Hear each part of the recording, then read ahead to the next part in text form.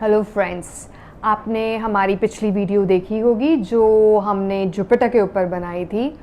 किसी technical error की वजह से वो वीडियो पूरी तरह से अपलोड नहीं हो पाई थी, इसलिए हम उसके आगे का भाग आज आपके सामने लेकर आए हैं।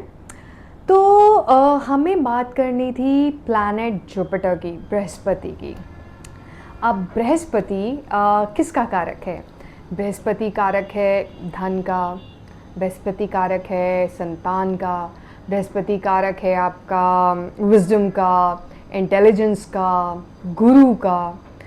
तो हम बात करते हैं, जैसे हम अपनी पिछली श्रृंखलाओं में भी बात करते आ रहे हैं कि अगर कैसे पूर्व कर्मों से बृहस्पति का लिंक है, या जैसे हम 5th भाव की बात कर रहे थे जिसको हम पूर्व पुण्य भाव भी कहते हैं।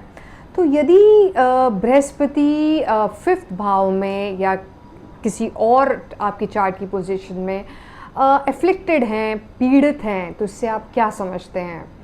अगर बृहस्पति, जैसे मैंने अभी आपसे बात की कि बृहस्पति कारक हैं संतान के, बृहस्पति कारक हैं आपके धन के, रिस्पॉन्सिबिलिटी के। तो कई बार हमने देखा है कि बृहस्पति डिले देते हैं, जैसे संतान होने में डिले दे सकते हैं बृहस्पति अगर 5th भाव में हो, ऐसा देखा गया है।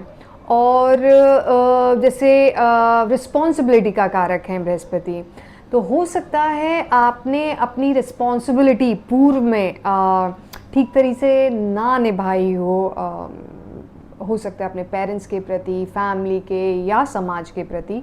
तो उस केस में भी बृहस्पति आपको हो सकता है इस जन्म के चार्ट में एफ्लिक्टेड मिले हों। अब ये तो एक नॉर्मल बात होगी। अब हम आगे बात करते हैं कि यदि बृहस्पति आपकी कुंडली में 1st भाव में बैठे हैं, तो कहा जाता है कि पहले भाव में यदि बृहस्पति बैठे हों तो 1.25 लाख जो आपके कोई भी प्रॉब्लम्स हैं उसका निवारण कर देते हैं। तो इतनी पावर है बृहस्पति में। इफ़ यू सी जुपिटर बहुत हैवी प्लैनेट है, तो पावरफुल प्लैनेट है। और हमें विजडम देते हैं, इंटेलिजेंस देते हैं। आज मैं आपके सामने बृहस्पति का एक बहुत इम्पॉर्टेंट रोल भी आपके सामने लाना चाह रही हूँ। आप यूँ समझिए, जैसे जब हम जन्म लेते हैं तो सबसे पहला गुरु हमारा कौन होता है?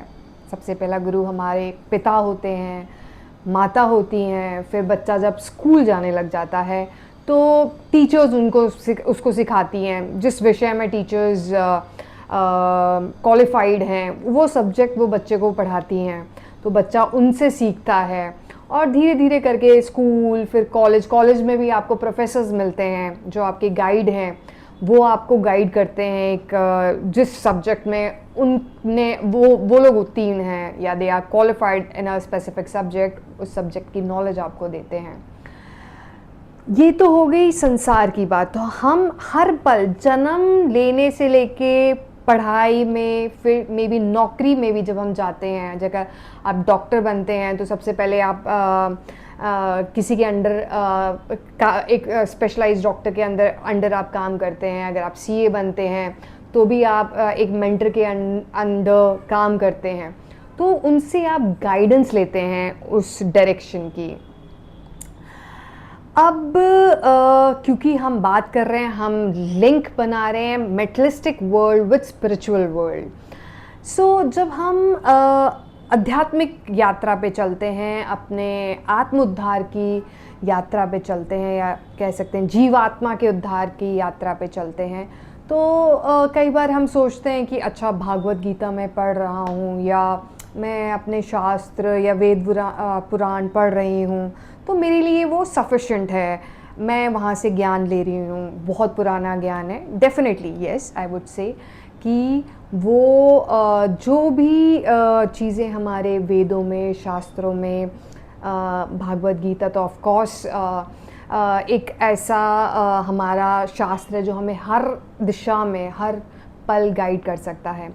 लेकिन क्या हम रिसेप्टिव हैं उसको, उस उतनी नॉलेज को रिसीव करने के लिए? क्या हम में वो पात्रता है? इसको ऐसा समझिए, एक उदाहरण से, मैं अपने एक फ्रेंड के घर गई थी जो गाज़ियाबाद में रहती है।